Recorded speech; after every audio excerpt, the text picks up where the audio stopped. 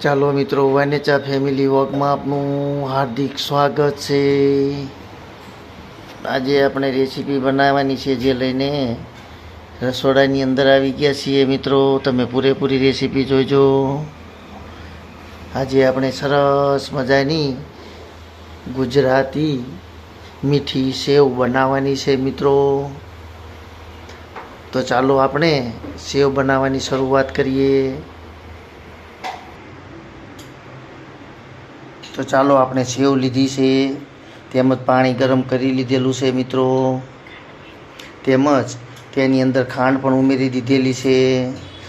સેવના પ્રમાણમાં આપણે 1 વાટકી ખાંડ લીધેલી છે। મિત્રો, જે બજારની અંદર તૈયાર પેકેટ મળતું હોય છે સેવનું, તે 1 પેકેટ છે, તેની સામે 1 નાની વાટકી ખાંડ છે। તમે જેટલું ગળ્યું ખાતા હોય તેટલું તમે ખાંડ ઉમેરી શકો છો। તેમજ કાજુ એટલે કે બદામ પણ છે, કાજુના ટુકડા પણ કરેલા છે, જે અંદર ઉમેરશું।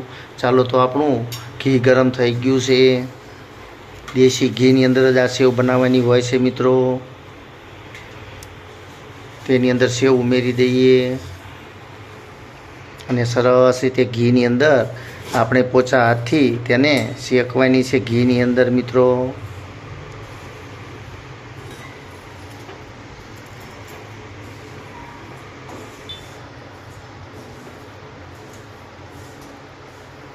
આ રીતે આપણે એકદમ ધીમા તાપથી ઘીની અંદર સેવને પહેલાં શેકી લઈશું।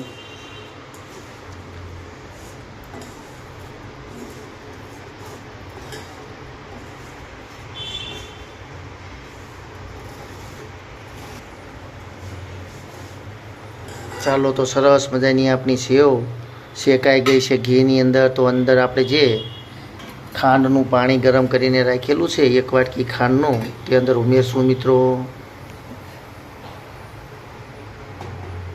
થાળી થોડી આડી રાખીને તમે પાણી નાખવું જરૂરી છે, કારણ કે નકર પાણી ઉડશે। મિત્રો, એટલે જો તમે થાળી છે આડી રાખશો તો દાબવાની શક્યતા નહીં રહે।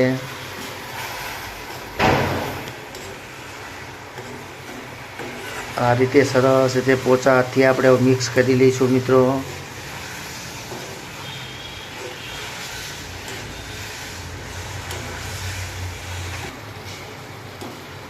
ચાલો મિત્રો, તો હવે આપણું પાણી પણ બળી જવા આવ્યું છે, એટલે કે પાણી અંદર મિક્સ થઈ ગયું છે। તો આપણી સેવ પણ હવે તૈયાર થવાની તૈયારી થઈ ગઈ છે। મિત્રો, સરસ મજાની આપણી ગુજરાતી મીઠી સેવ તૈયાર થઈ જશે। મિત્રો,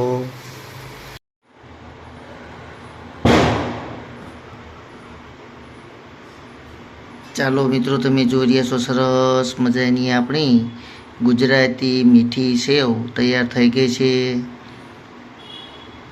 તમે પણ આવ્યા ચોક્કસ એકવાર આવી ગુજરાતી મીઠી સેવ બનાવજો। મિત્રો, બાળકોથી માંડીને મોટેરાઓને પણ આવી સેવ ખાવાની ખૂબ જ મજા આવશે। મિત્રો, કારણ કે સ્વાદમાં પણ સરસ બને છે, ખાવાની પણ મજા આવશે। મિત્રો, અને બાળકો તો ખુશ થઈ જશે।